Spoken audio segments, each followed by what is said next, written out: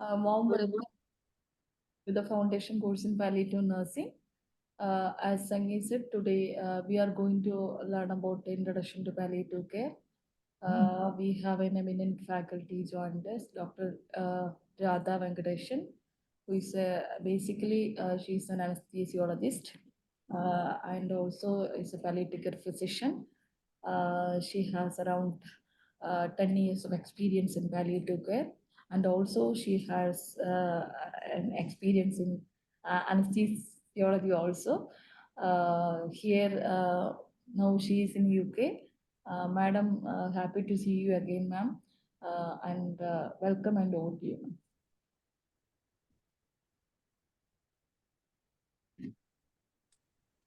Thank you very much.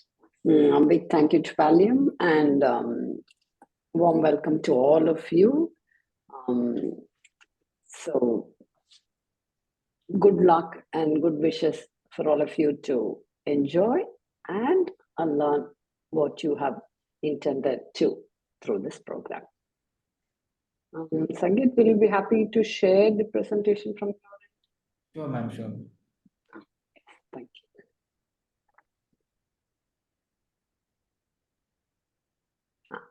you. Thank you, Sangeet. So basically, we have all come today to know what is palliative care. Okay? Most of it is known to us, but putting things in the right place and knowing it appropriately is the main thing which we are going to do in the next 40 to 50 minutes or so. Next slide, please. So what does pallium, that word, what does that mean? It means to relieve suffering or mitigate suffering.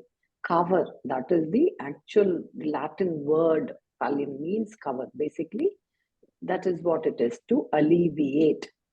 Alleviate means to take away. So that's what all these alleviate, mitigate, relieve, everything means the same, is to remove or take away the suffering what someone is going through. Next slide, please.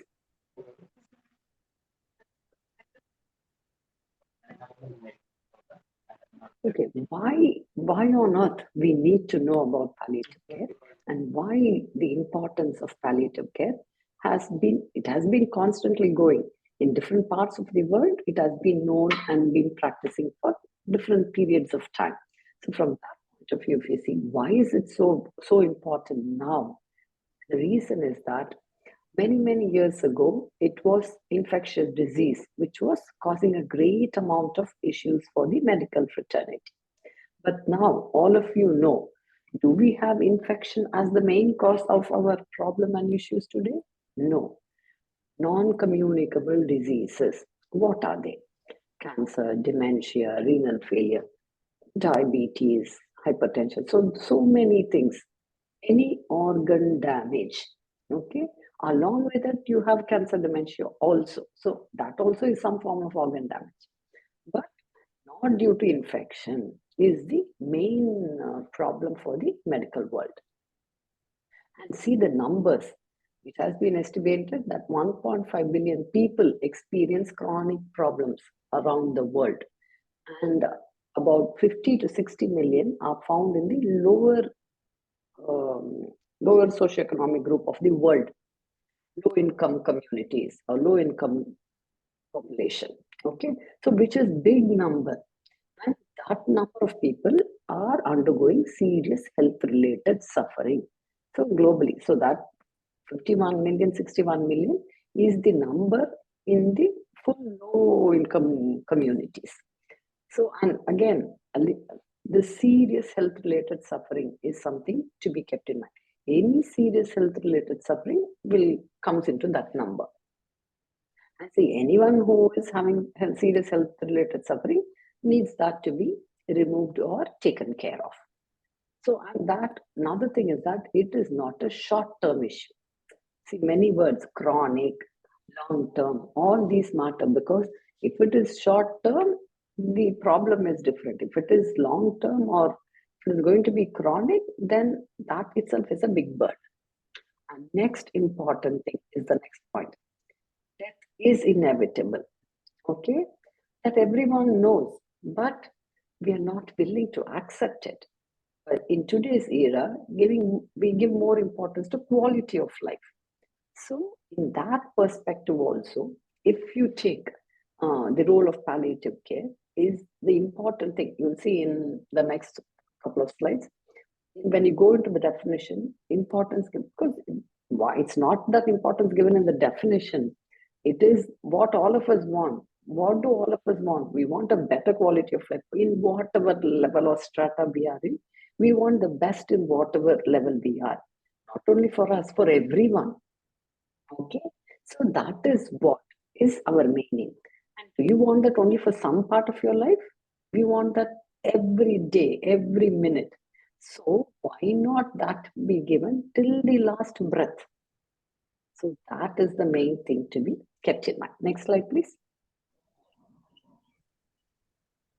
Okay, so first we'll see why, what, and what, some little bit of insight into palliative care.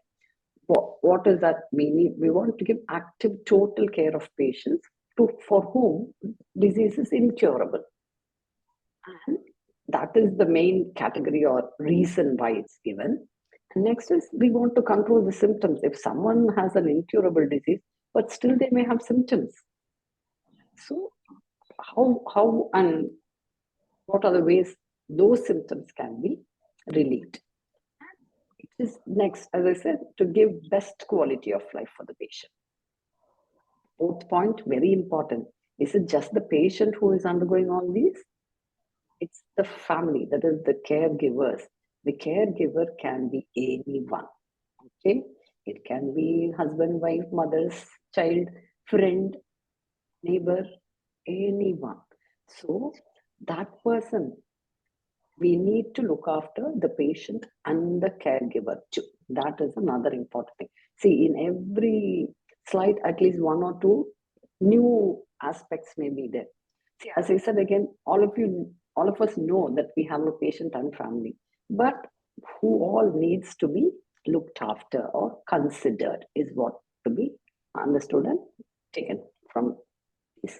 Next slide. Now we come to the definition. It's a very big definition, but see, most of the definitions are like that. So just the salient points I've highlighted: improving quality of life of patients and that of their families, and for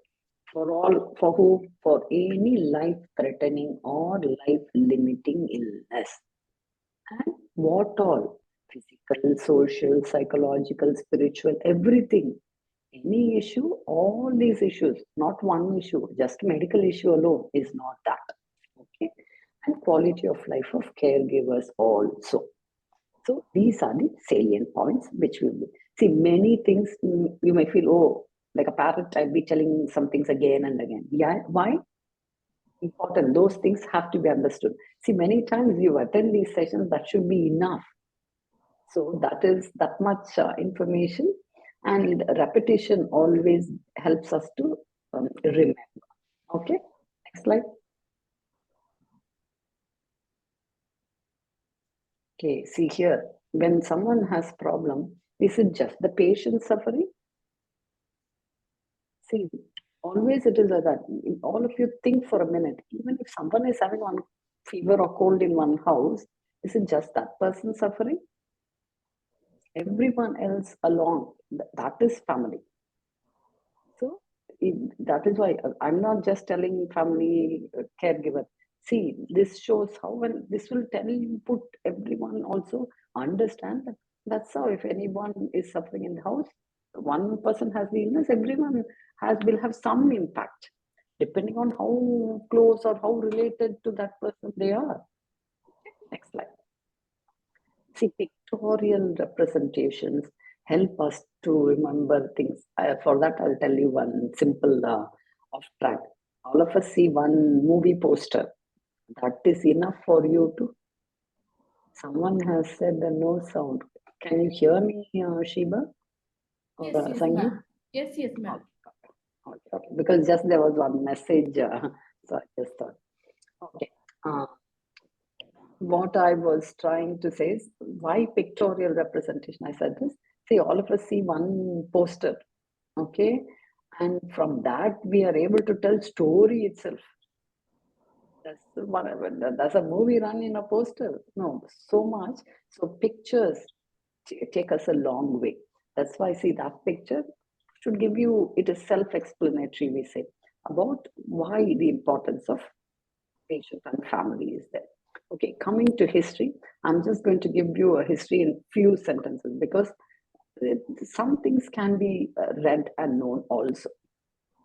So basically, palliative care as such itself started from the 50s.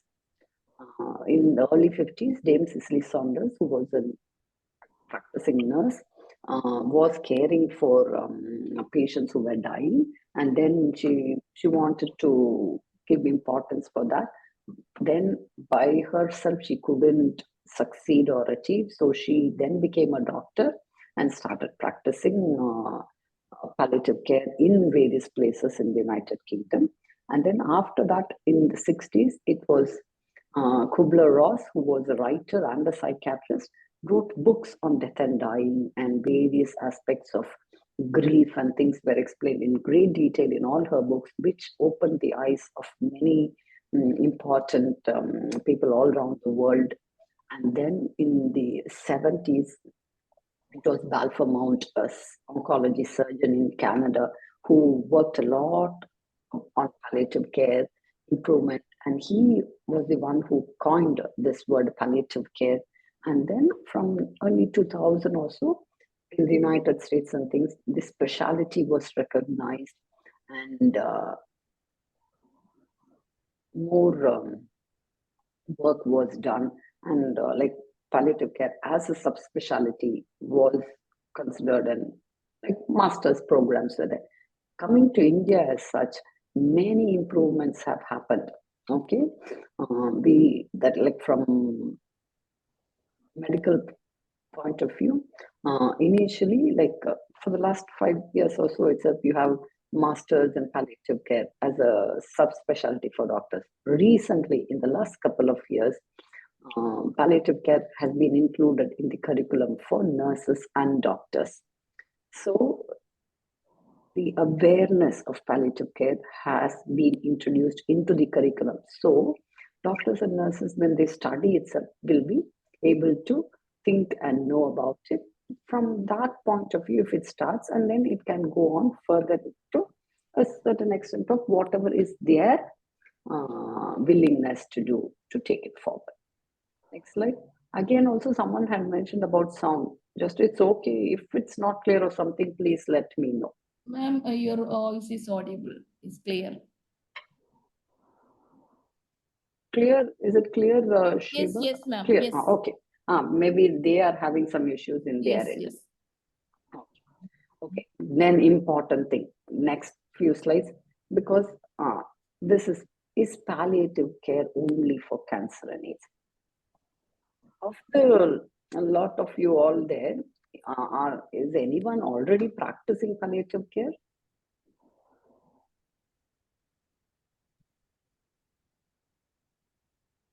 Yes. Very good. Okay. So why I asked was because still many have the opinion in the next few slides what you see. Okay, see, like all of you may not be working. Only to have someone who is working itself in palliative care is a plus point to hear and know. Okay, so at least some are working. So because these things that it is still for cancer and AIDS only, it is only for cancer. So it is not so. Next slide. Is it only for end of life? Do you do palliative care only at the end of life? That also is not true. Okay, which we will see. We will break these myths through our presentation today itself. Okay, next slide. So next comes, where can it be done? So for that, it can be done both at home and in hospital. Okay, we will see as we go through. Basically, palliative care can be provided in a hospital or at home based on the need. And we will see the importance or pluses of both.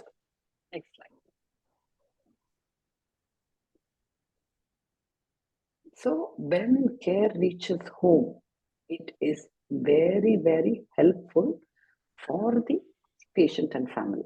Okay, these are the various pictures from home visits done by Pallium. Okay, because in Pallium, that is one of the things which worth for all of you to visit and visit. See, we saw in the definition itself for someone who is having serious health related suffering. Okay, some patients may have issues which may make them immobile. So when they are immobile, if they have to come to a hospital, they need transport. The person is himself or herself may not be comfortable to move.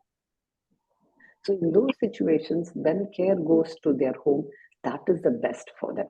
So we will see more about it. And so from Pallium point of view, that is one of the uh, big, strong backbone for Pallium to demonstrate that how it can be done and how helpful it is for the patient and family. Next slide. Next, for whom?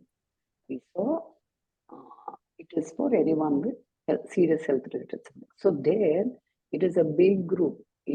Next slide. So I did tell it is not only for cancer patients. So we have both groups.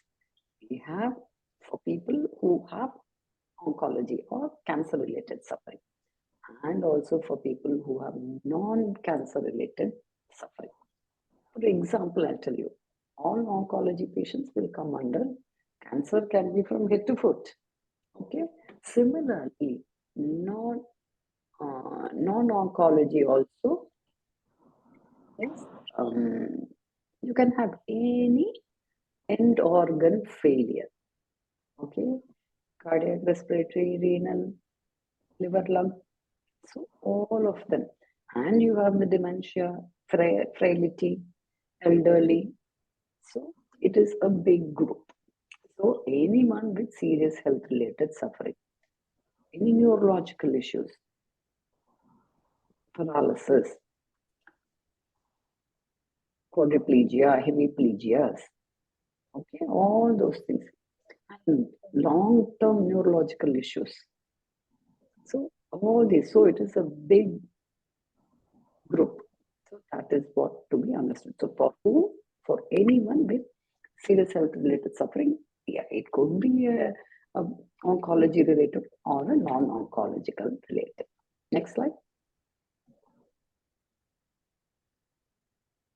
Okay, then comes what are things, what are the principles that we're going to identify, what are the symptoms or problems and manage them appropriately. Whenever disease correction, so there is a term called correct the correctable, reverse the reversible. That means what? If there is any infection, if you can give antibiotic treatment, if there's any local recurrence, try and treat. So whatever can be corrected, because there are many myths that nothing is done. No. Okay. So you find out and do what can be done. And the next one, do a proper psychological assessment and also do appropriate management. Okay. And then you have the last two, when the patient or the patient's condition is in a state where nothing is reversible. Okay. Then comes hospice care when needed, and or even that has gone past, when final terminal care is needed. So you do terminal care as and when appropriate to that person and family. Okay, so you go step by step and deal with it as and when required. Next slide.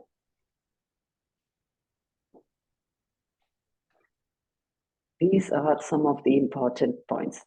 See, it doesn't hasten or postpone death, because these are all the myth or query or misconceptions, wrong understanding, anything you could say for all this. So I'm going to repeat. In palliative care, neither hastening nor postponing death is done. Okay, we do symptom support to enable the patient and family to have a better quality of life. and nature takes its time and course. Okay, so and what is done provides relief from pain and symptoms. Pain and breathlessness are considered to be the important symptoms in any of these group of patients. And integrating psychosocial and spiritual aspects of patient care. It is just not physical only. That is the important thing to be remembered. Next slide. And what does it do? It affirms life and regards dying as a normal process. Giving, say, quality of life is what? Giving better what is best for the patient. For example, it may be a simple, very simple thing to sit and talk with a patient. No one goes near the patient at all. So just sitting and spending 5 minutes, 10 minutes with the patient. Okay, making them feel that they are also important. Many feel that they are helpless and not needed in the family or in the society.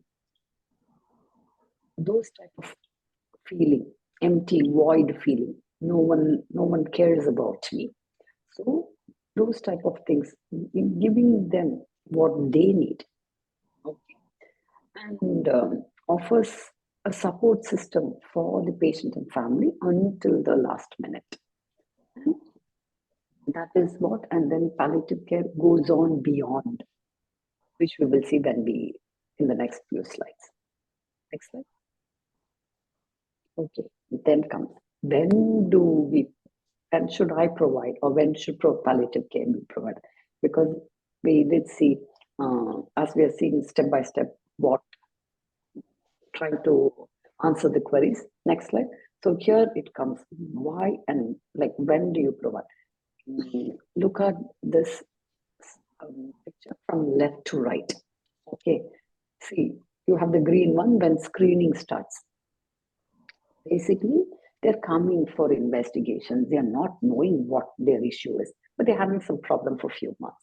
Okay, from that time, and when they come into any setup for diagnosis, see, that time itself, olden days, this end of life care, cancer care only, all those were why we call them as myths, because that is how people thought many years ago. Okay, but it is not to be done. So is the important thing. So when you see at the point of diagnosis, you have both, see, palliative care and curative care are there. Okay, only thing which takes more importance, we say hand in hand.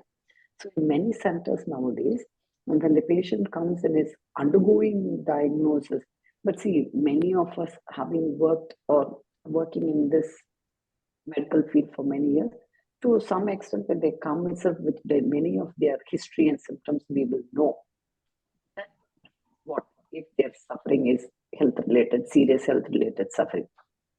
So by referring a patient to palliative care in the initial stage itself is going to be helpful for both the departments as such. So at the point of diagnosis itself, if someone is referred into palliative care, it is helpful for the patient and the medical departments also. See, if you see in this, you have the yellow portion, which is curative care, and the blue one is palliative care. So they both can work hand in hand. So at the time of diagnosis, the patient may get some curative therapy, radiotherapy, chemotherapy. Yes, fine. They can hold on to all that and get all the forms of treatment. Along with that, there are so many symptoms which are difficult to be managed during even those chemo and radiotherapy times. So those things can be done by the palliative care team, because the other curative care team always over workload burden. And so if the two departments work hand in hand, the maximum benefit is obtained by the patient.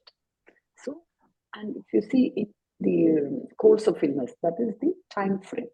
So as time passes, the disease may get to a stage where, see, if you see in that duration course of illness, the yellow is slowly going down and the blue portion is slowly increasing. Okay. See, another thing, if the patient is all improving, getting very good and getting better all the time, very good. That is also fine.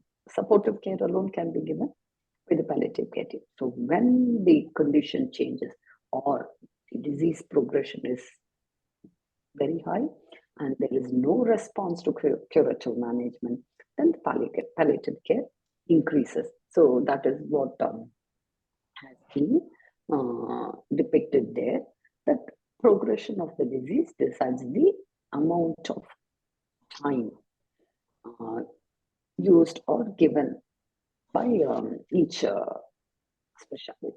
Okay, and when it goes to a stage where no curative management is possible and end of life care comes, they're completely managed by the palliative care team, and the service provision doesn't stop there. Okay, even after death, that bereavement care is also provided by that is the green thing. You see the dark green one? So that bereavement care is also important because we have been telling patient family, there the patient may not be there still, but the family survives, okay? And they have their rest of their life to live. So all these social, psychological, emotional elements are all there. That also has to be looked after. And bereavement support and care is also part of palliative care. All that will be covered in detail in your rest of these sessions as you go by. Any doubt or clarification this, I don't mind waiting for a couple of minutes and going through this, because this is something very, very important to be understood. And if anybody wants any clarification, please raise your hand or unmute and speak. Whatever suits you will be fine.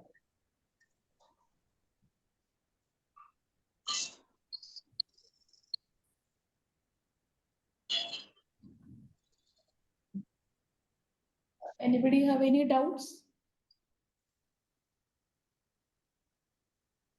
Ma'am, could you please explain me in a simple format of that curative care and palliative care, difference between that? Curative, no worries. See, curative care is provided by, for example, I'll give example for both oncology and non-oncology. Okay, oncology means you can understand. So, cancer patient, for example, will take CA breast. Okay, if a patient comes with CA breast, patient may initially have chemotherapy, surgery, chemotherapy, radiotherapy, and further following, and then it may have different types. Some patients may have a disease which is responding to curative management. So curative management is all these types of, like as I mentioned, chemo or radiotherapy, which is given, and so those type of things, that is curative. At that time, as I mentioned, when they are having curative therapy, for example, when they have either chemo or radiotherapy, they may have a profound vomiting, profound neuropathic pain. So those are all part of curative therapy, which may or may not be able to be managed by the curative care team, the oncology team. So that part is curative care, and palliative care is the supportive care given even at that point of time. So this is for a cancer patient. If you take non-oncology, for example, someone having neuro problems, okay, neuro problems, they will be getting treatment, but still they may have so many issues. They may need more physiotherapy, they may need physiatry assessment, or they may have some symptoms, like they may have swallowing issues, mobility issues. So every aspect of it, no, we can. Curative means disease directed. Another word for curative is disease directed therapy. What is given there? Another one, not directly disease directed, side effect or complication directed or symptom management. Simple way is symptom management and disease directed. So that is what is meant by curative and palliative care. Did that make sense and answer your question?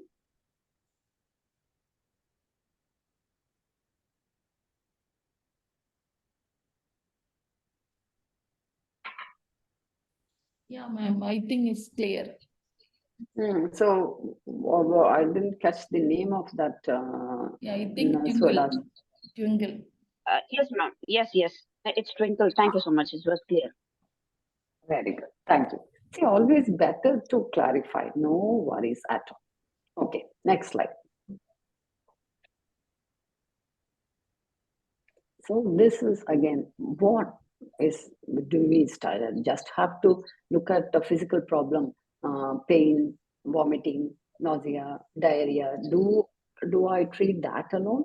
So for this, we normally say, in every patient, there is a patient and a person.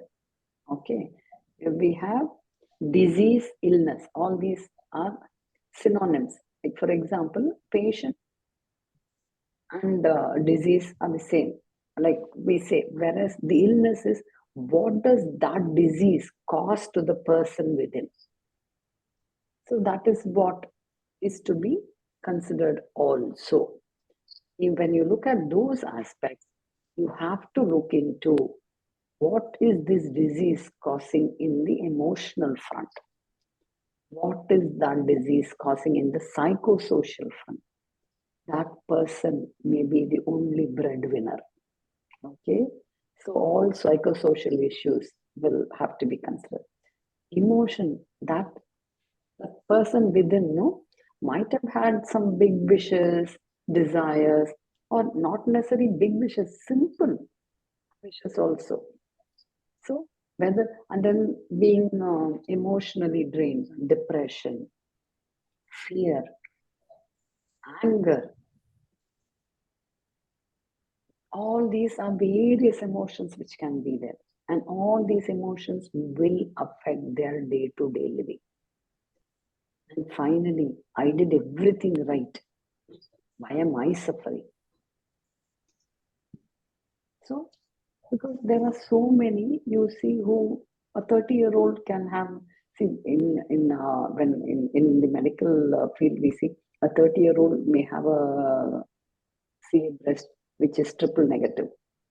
75-year-old may have a CA breast which doesn't have any markers. So this and all, these are the, as medical professionals, we know that there are many reasons and cause for it. But from the other point of view, why me? I did everything right. Okay, so that is why, as a person, all these components, is it just the pain alone which is important?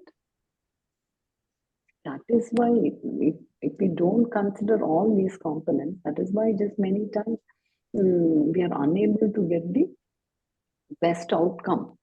I provide everything for pain, but still the patient doesn't get the benefit. Why? Because other three components are not looked into. So always have in mind. So that's why if you see that suffering is related to all of this, it is just not one. So that is what is to be kept in mind. Next slide. So this is again important, all-round care. And as I mentioned, the two important symptoms, which like 60 to 80% we say, you will see patients in anything, oncology, non-oncology, whatever you take, pain and difficulty in breathing are the two serious symptoms because they are very, very bothering symptoms. Anyone who has either of these symptoms is not going to be having a better quality of life. Okay, and for both of them, opioids are said to be very useful. And opioids, especially if it is cancer pain, it is still the gold standard for cancer pain management. And also in this course, you will come to know how opioids can be used for managing other symptoms also. And relieving patient symptoms and providing them better care is our main duty. Okay, so that also to be kept in mind. So which you will know more about it as you go through the whole program. Next slide.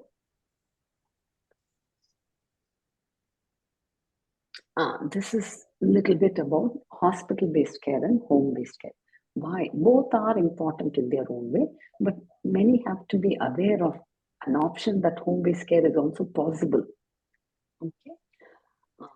Hospital-based care, it is, you will have outpatient, inpatient, or other, like for example, if it is a cancer unit, you may have a daycare unit where patient may come for chemotherapy and go. So even that is there in many centers. Nowadays, daycare surgeries, people come for some minor procedures, come and go same day. And under one roof, you will have the whole multidisciplinary team. You will have everyone working. They're like doctor, nurse, physiotherapist, psychologist, social worker, all under one roof. Okay, and even many procedures, which all types of procedures could be done there. So main thing is that all available under one roof. That is one thing. See again, but is this possible everywhere? Is it possible to provide this type of care in all centers or in all regions? It's not possible in the whole world. Is it from outpatient patient and daycare, etc.? So next one is, next slide please. Home-based care. So this is again, only thing you need a setup for providing home care.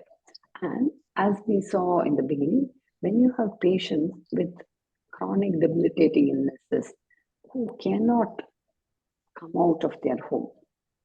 So for those type of patients, home-based palliative care will be very good. What do we need to do to provide that? You need to have a trained multidisciplinary team. As it is mentioned here, it is best if you have all of this. Okay, doctor, nurse, social worker, physiotherapist, volunteers, and everyone who is willing to, who is needed to provide this service. See, again, each center having all of this is a big ask. Okay, so, but if everything is there, then that provision of care is going to be equal to one provided by a hospital too. As I said, under one roof, if you have all of this full team, you can still provide the best palliative care service at home. But it is a matter of time to get the whole team prepared for it. So initially, generally, I would say, if someone is having the idea of starting, at least you need one doctor, one nurse, and one social worker. Because we saw in the previous couple of slides that suffering is, you have to consider all the components of it. The psychosocial forms a very big chunk. Okay, and so assessing it, trying to manage it is important. So from that point of view, a social worker will be very helpful and handy, an important tool in the team. Okay, so that is at least simple, basic to start off. Those three are needed. Next slide. So these are the importance. Why home care is important from patient's perspective and from carer's perspective. From patient's perspective, if you're in your own home, that is the best that you can ask. Okay, you're happy, peaceful, very known environment. So there's no match. Nothing else can give that type of care. Even the best, costliest ICU may not give. And next thing is also, you want to have your near and dear ones beside you. You want to have someone, like many times, some people would like to hold their hand. Each one has different emotion and feelings. And that gives confidence to the patient and the families. Okay, so these are from patient's point of view. Next, from carer's point of view, they feel that they are able to look after their loved ones, so that it is helpful to deal with many of the physical, psychosocial, financial well-being. All that is also looked into and taken care of. Okay, and that gives continuity of care. If it is provided in such a way, if you train the carers well and give them support and empower them to do things, They are going to be very happy. The utmost satisfaction they will get, and cost effective also it is going to be. So this one is, you will have to see and believe to know how good it can be provided and can be succeeded also. And utmost benefit is for the patient and family here. And economic or financial burden is something very important to be considered by all of us, because it is the surviving family also has to be looked after and to be considered. So it is something important, and we all have to be aware that as a medical professional and team, we have no right to cause unwanted expenditure to anyone. Next slide. Next, see, as I said, it is just not only providing care. If there is serious health-related long-term suffering and that person is the breadwinner of the family, you have to look at options. What are the ways that we could do to support the family, the person and the family? So various options. You have to know what are their potential, what are their skills, how they can be helped. These are the various ways. Like for example, in some small scale industry, and like even with minimal expenditure and to manage their livelihood. So this has to be kept in mind. Next slide. Okay, as nurses, can you only be a nurse? So these are the things. What all roles you all can do. Awareness, raising awareness. There you could be a health educator. Okay, counseling. Whenever you go see patients, spend few minutes sitting and talking to them. And as I said, no, many times the problem maybe no one comes and speaks to me. After I got this disease, they don't even come into my room.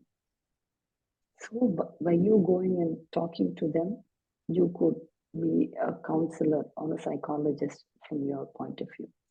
And messenger, see, you are conveying their message from person to professional to the community. So you are their messenger.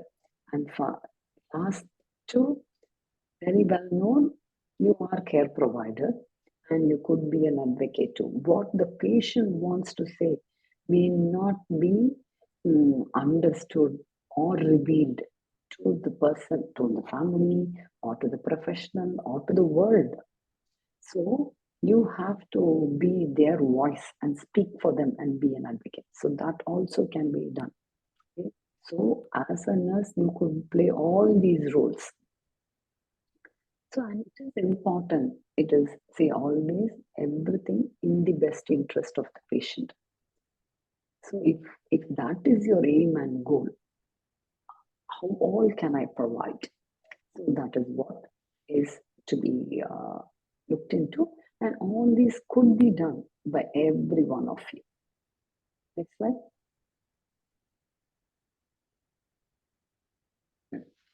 Thank you very much.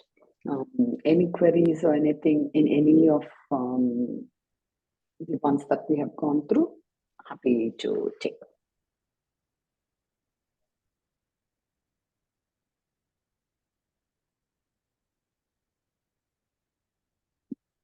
Thank you, ma'am, for the excellent session. Anybody have any doubts? No, ma'am. No. It's clear? No, ma'am.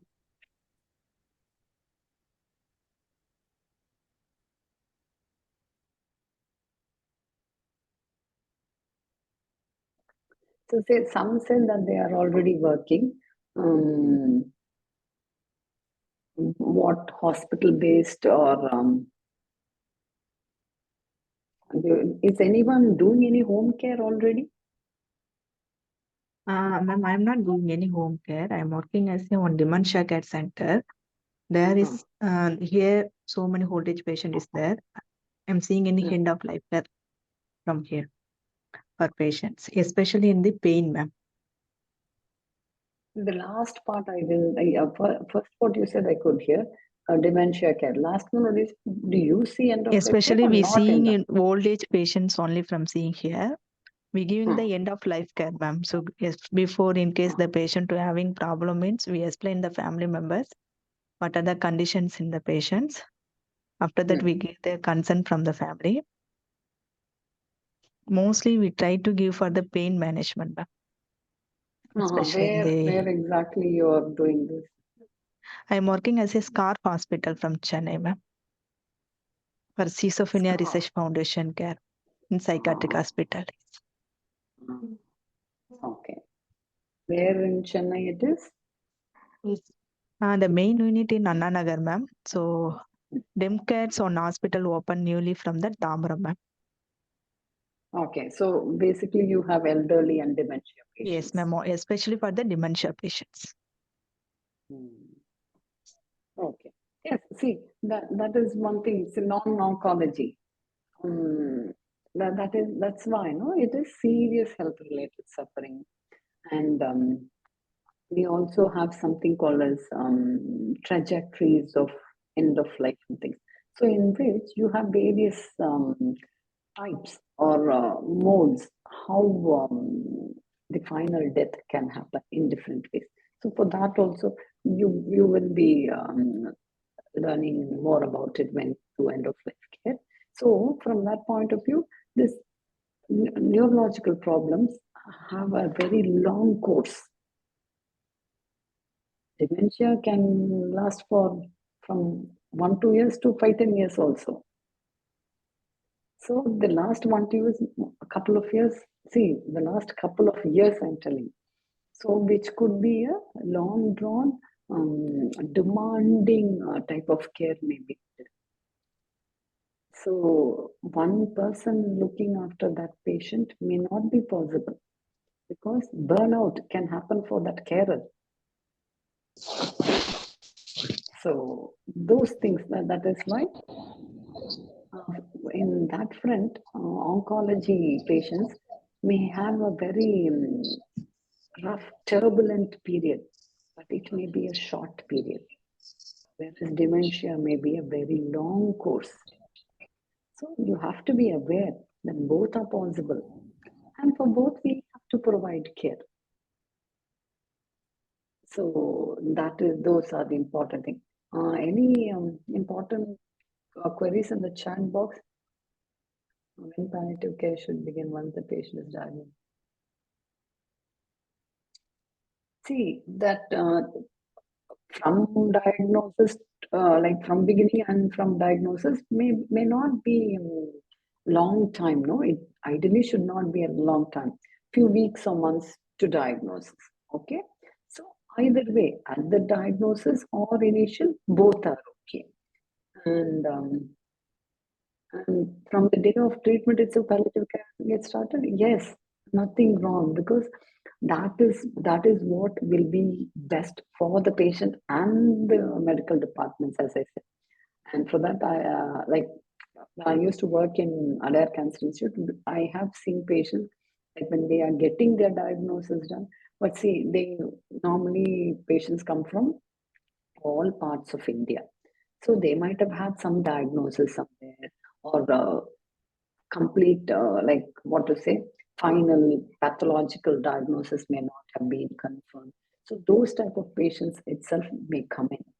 So from that point of view itself, you start will go hand in hand because they will be doing the diagnosis, but patient may be in severe pain. Okay, so we will start treating appropriately, and we will tell them when the diagnosis is confirmed, there may be some slight alteration in your management. So symptom management, why should that patient not get symptom management? Should he wait to start pain relief medication until his diagnosis is made? If it was us in that position, will we like it? I want something done now. Immediately is what every one of us would want. So like that, if you start and then only thing, explaining everything to the patient and family. So it is nothing wrong if you start off like see diagnosis initial maybe few weeks. So as early as possible, and then working hand in hand. That is the thing. And then I explain rehabilitation. See, rehabilitation again, see, it is, for example, I'll tell you if one patient is some 30, 40-year-old, you can have again, it could be a cancer patient or a non-cancer patient. For both, entirely different. If it's a cancer patient, you may need to, the patient per se may not be in a condition to be able to go back to immediately. So at that point, you look at the family, if somebody else, wife or children, whoever can go to work, or providing support. They may have small children going to school. No one, father was the breadwinner, so no one can pay fees, so children can't go to school. So from that point of view, providing financial support for those children education, that is one type of support. From rehab point of view, it could be once the patient, for example, if the same cancer patient undergoes treatment and gets better, then we can give some form of rehabilitation. If we can sit and work. So one thing commonly done in Pallium is they have this lottery, setting up some shop or something for them. Or even no need to set up shop. They go somewhere and sell, or people come and buy. So those are options.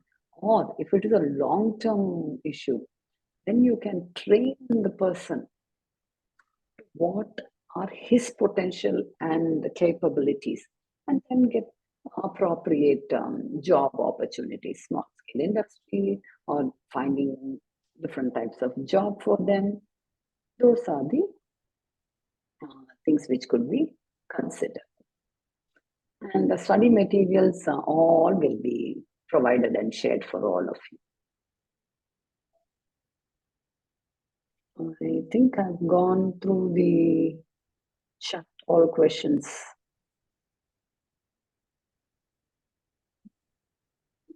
Any other question? Anything else, please? Because so far, whatever was in the chat box, I've covered. Yes, ma'am.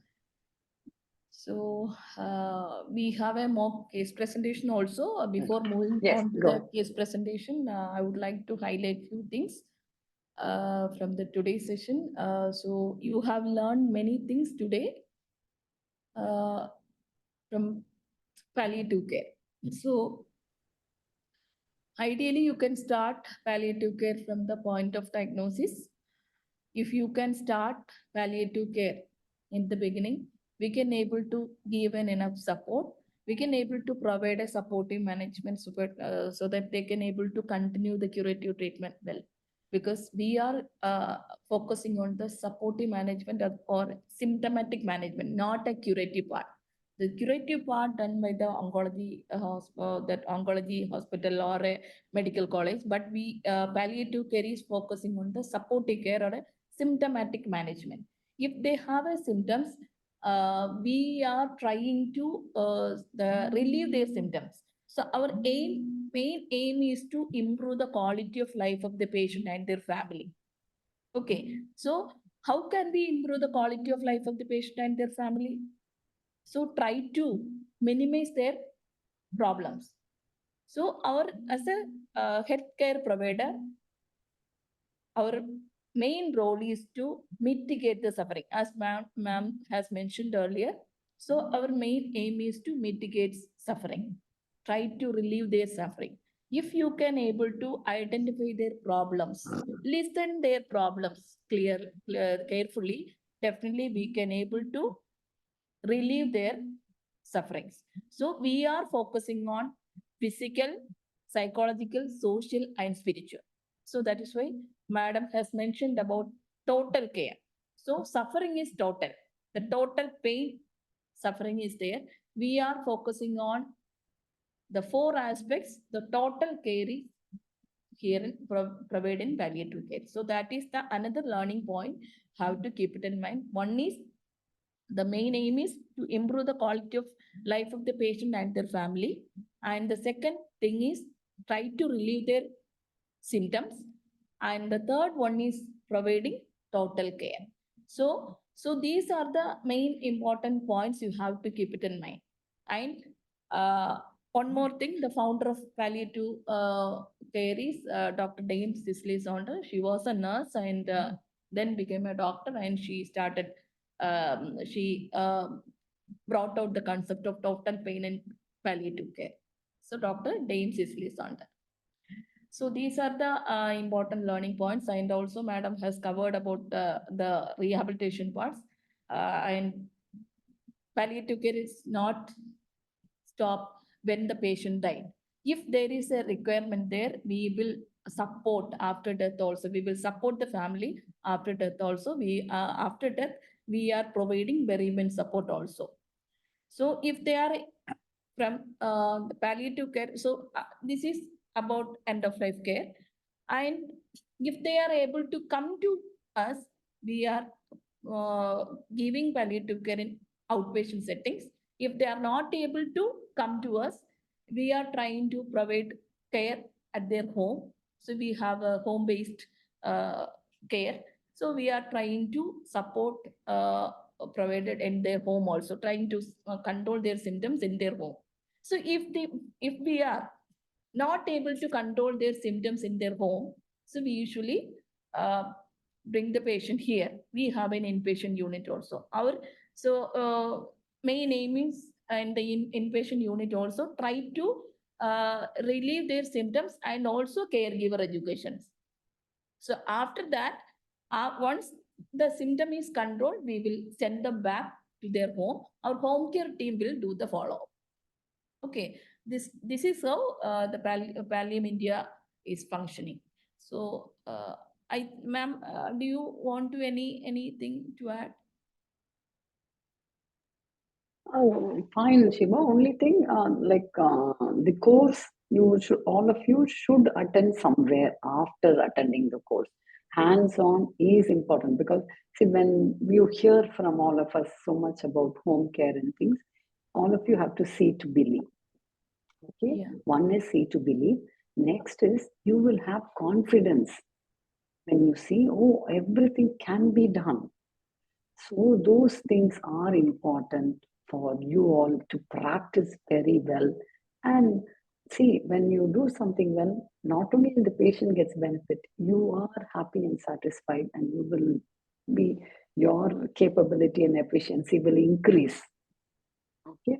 So when you see and think that it can be done, many of you don't know how much potential all of you have. Okay. So from that point of view, you have to have some hands-on also. Coming to Pallium is the best, or then Pallium will also provide recognized centers all over India where you can go and have some 5-10 days hands-on at least. So that is something I would like to say. It has knowledge, skill, experience, everything has to go hand in hand for us to get the best. Others, all what we have covered and said should be. Okay, ma'am. I Thank think you. So can we move on to the case presentation, ma'am? yes. Yeah, Sister Reshma is here. She is our senior palliative care nurse. Now she is working as a session head in inpatient unit. So she will be presenting a mock case presentation today.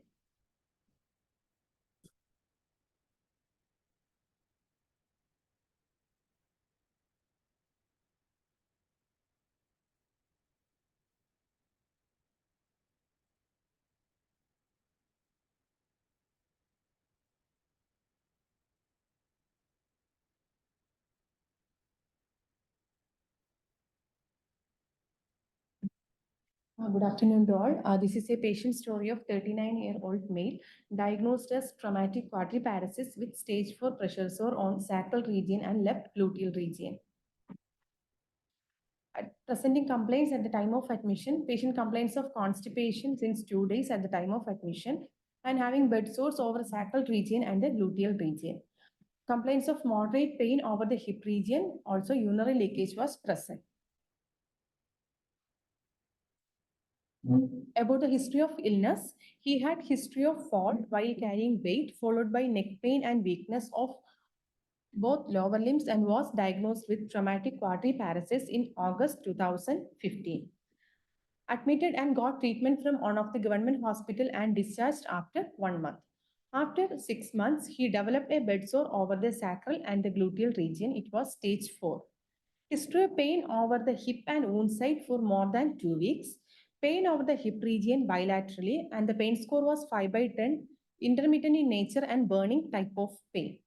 And at the wound site, the pain score was 4/10, continuous in nature and throbbing type of pain. Due to this, sometimes they keep the wound open. He also complains of disturbed sleeping pattern and decreased oral intake.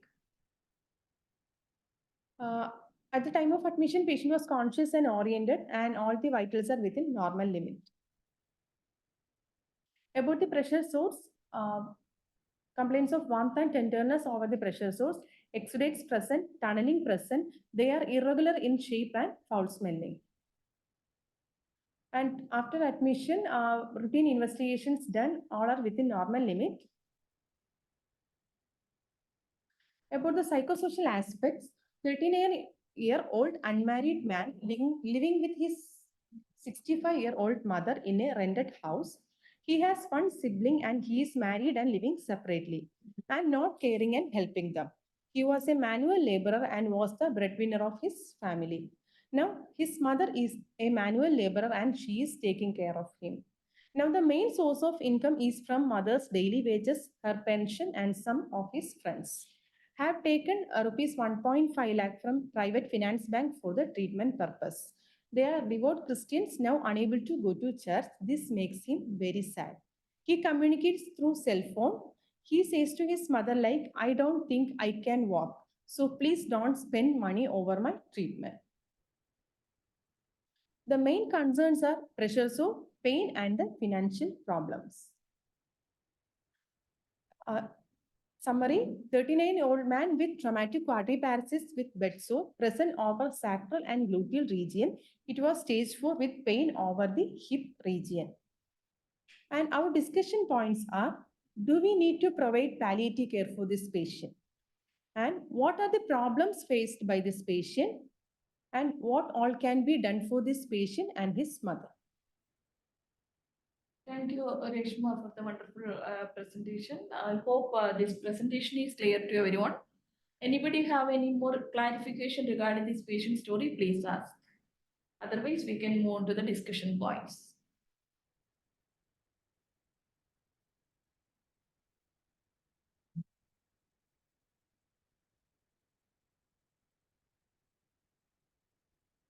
So, thank you. I hope your silence is clear. Is the presentation is clear to everyone?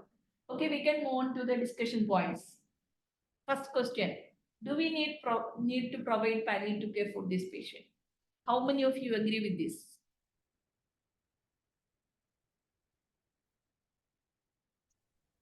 You can put your answers in the chat box also.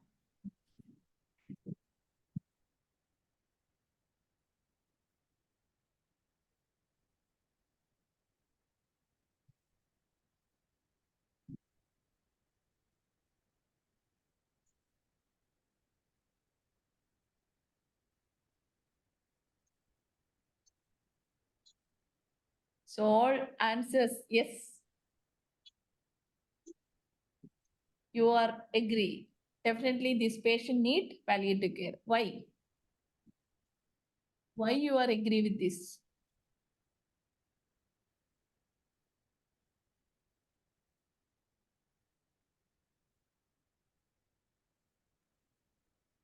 The main reason, ma'am, the patient having the pain. So pain and the pain and the bed sore is there. The patient inability to mobilize in lifelong. So these symptoms are goes for the palliative care only.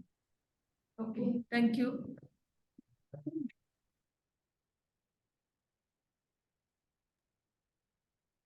Patient is in pain and depression. He is having bed sore with stage 4. Okay. He is not able to perform his daily activities, prone to bed. Thank you. Physical restriction, financial issues. he is having an elderly mother, she need emotional support, and also he also need emotional psychosocial support. uh, so many financial concerns are there. So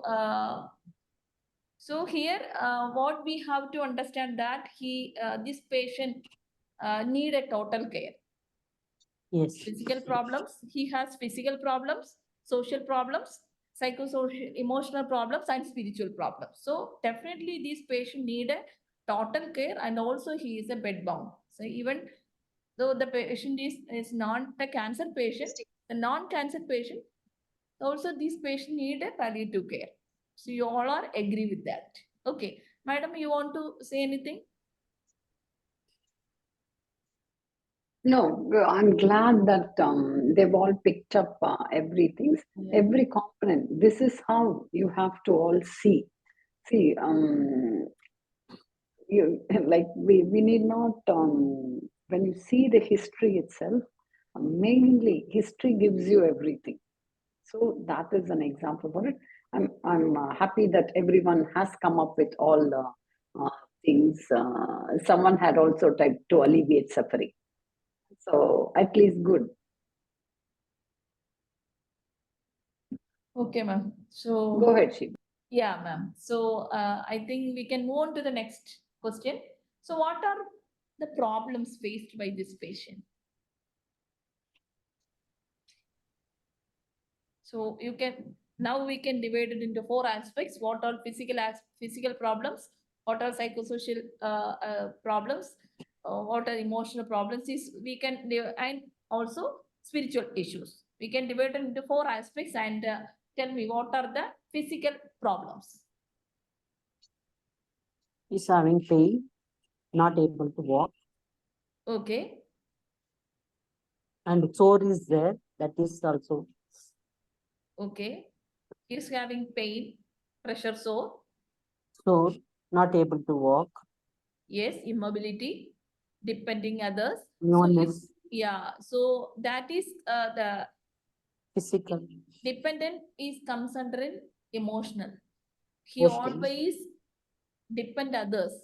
So even if he wants a cup of tea or water, he needs to depend others. He is not able to get up from the bed without support. So this is affecting him a lot emotionally.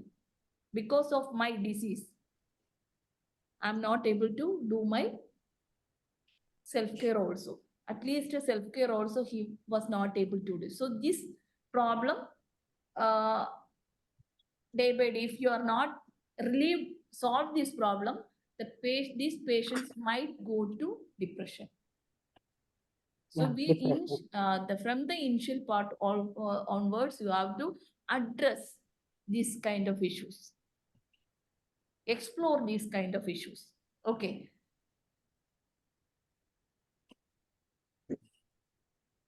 Yeah. Psychosocial. So go back to the psychosocial issues. So this is the psychosocial aspects of the patient.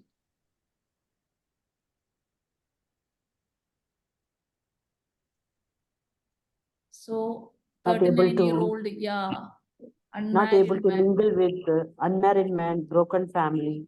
yeah, Not able to mingle with his age group or what, and go to work. yes, Sometimes having depression also, he try to attempt for the suicidal thought. yes. Loss So of interest. yeah, and also he has some spiritual issues also. He was not able to go to the Go church. to the church. Yeah, not able to see his friends That we because are he is talking. bedbound. So that all comes under spiritual. So how can we solve these kind of problems? Now we are elicited the problems, we explore the problems. He has some physical problems, he has some emotional problems, he has some social issues, he has some spiritual issues. Now tell me, how can we relieve his sufferings? We are here to provide a total care. We need to look into the 4 aspects.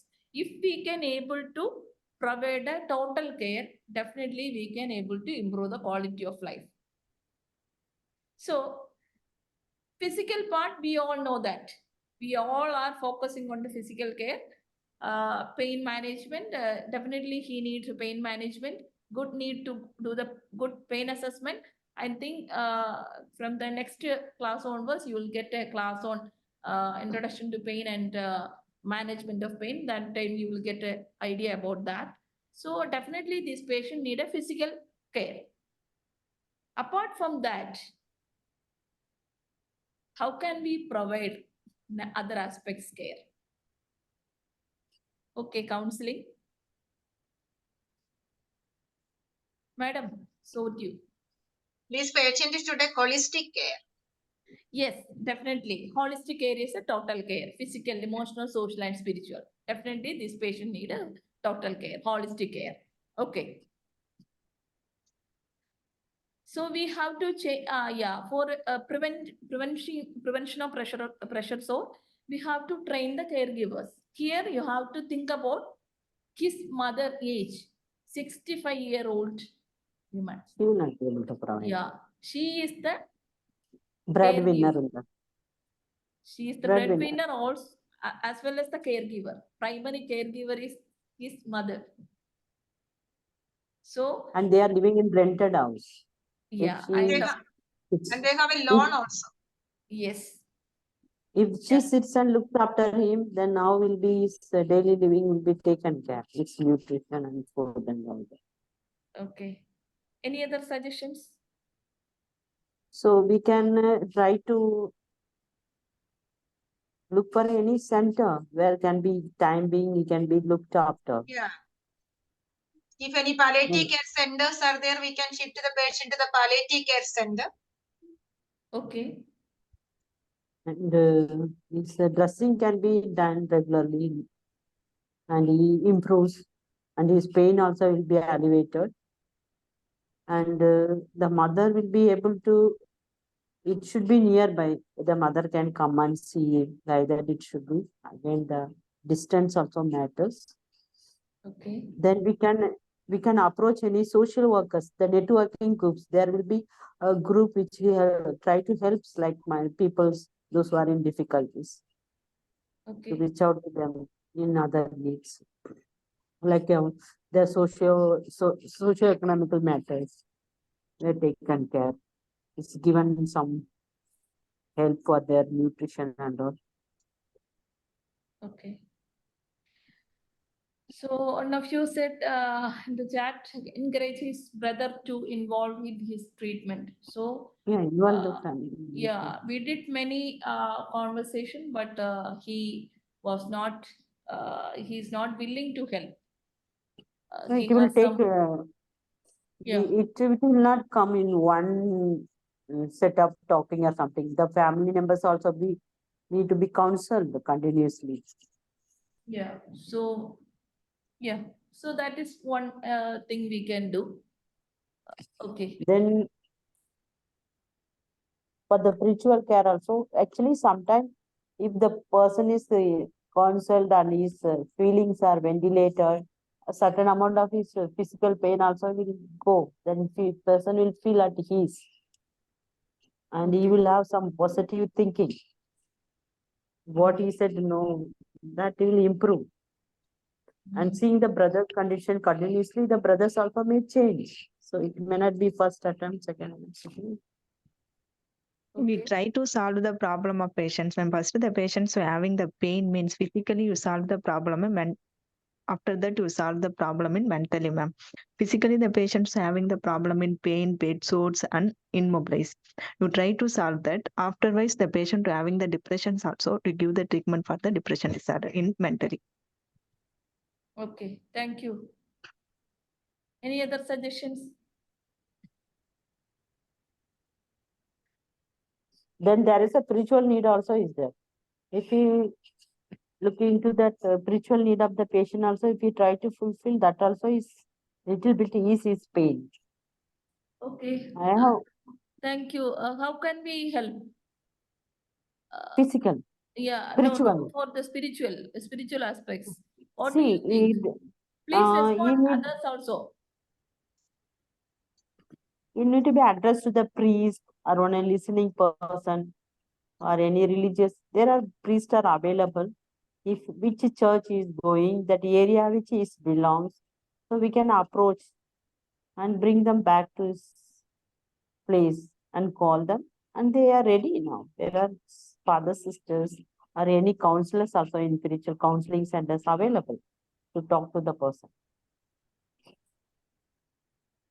Okay, thank you. So thank you for your contributions and suggestions. So, ma'am, Yeah. Yes, I would just like Go to ahead. say, first consult with the patient and the mother what actually they wanted to have. Let us get their decisions first, then we can proceed it. If the mother wants the patient to be admitted in the palliative care center or any other place, so we can cooperate with that. Or the patient suggestion also has to be asked at the same time. If they are willing, shift the patient to the palliative care center or some home care or something can be given. But first we have to see for the patient's opinion. so you are correct, ma'am. Is very true. We always listen their problems and we have to find out their requirements. Their what they want, what they are expecting from us. So Yes. we should explore that part first. So Yeah. based on that, you have to work. Yes. Definitely, this patient need a physical support. Yeah. If the patient is having pain, as Rajeshwari sister has mentioned, if the patient is having pain, definitely you have to try to relieve their pain as early as possible, as soon as possible. So that is the main thing we have to. After that, we have to, once their physical symptoms are controlled, then you have to look into the other aspects also. And one important thing you have to keep it in mind is, if they have a psychosocial issues there, their physical distress will increase. So First, we have to heal. try to explore the other aspects also. At least listen their emotions. If they are able to explore their emotions, somehow they will get a like a mental support. Somebody is there to support them. That kind of feeling will be there. So after that, you have to look into the minor points. Here, this patient need a financial support. This patient need a spiritual support. So what we did was, we called his friends. Actually, we did many conversation with his brother, but he was not agree with this. So he was not willing to support him. So then we thought, okay, we will look into the other things like a community mobilization. So we did a conversation with his friends, and his friends are ready to move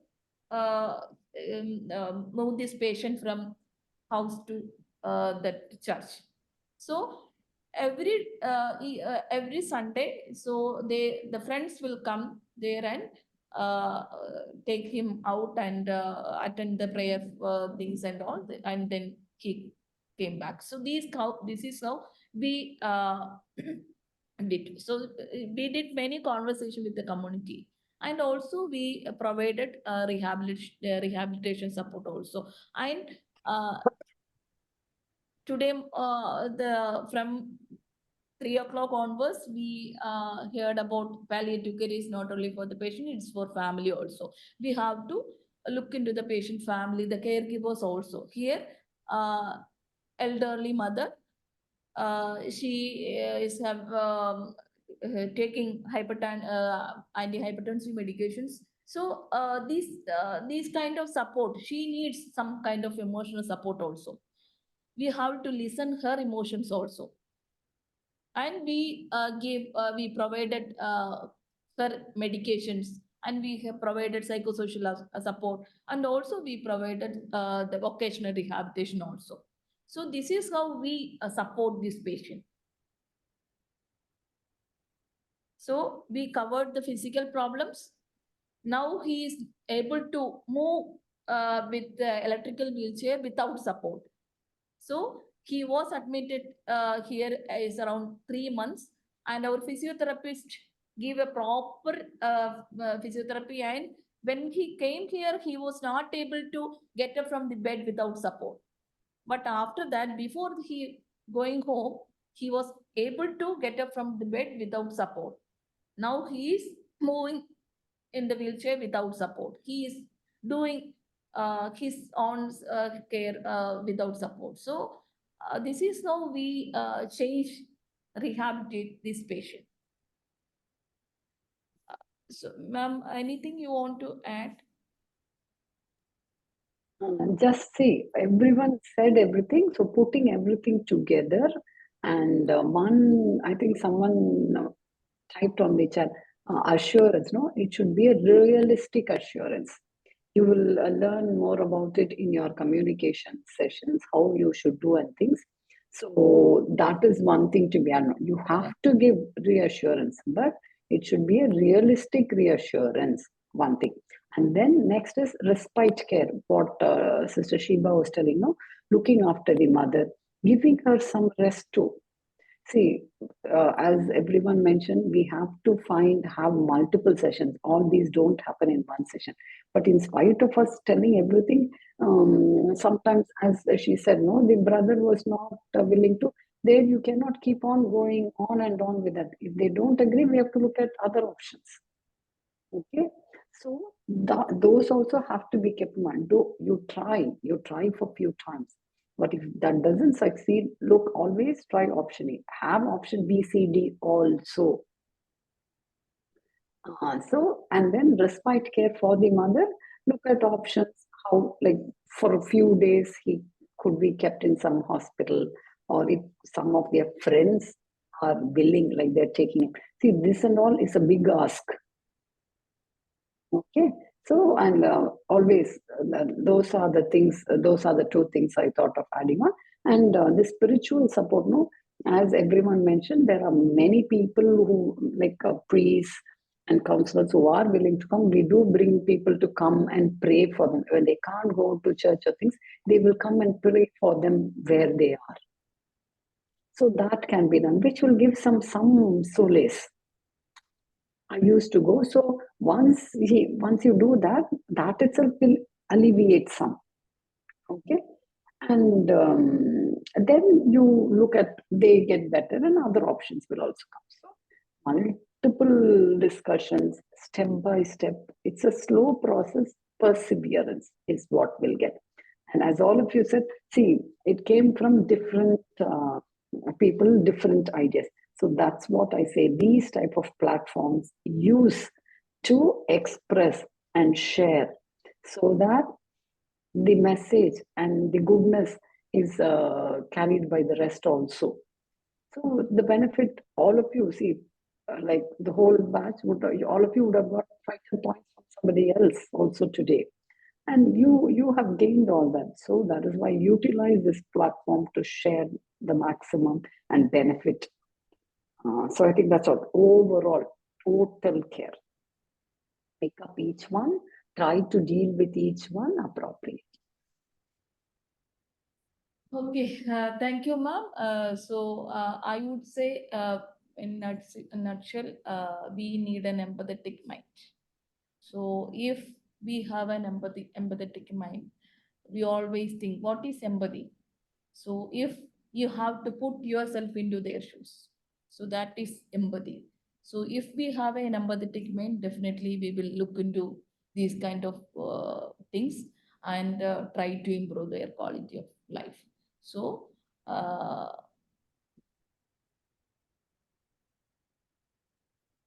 think we can wind up today's session. Anybody have any questions, any clarification, or anything?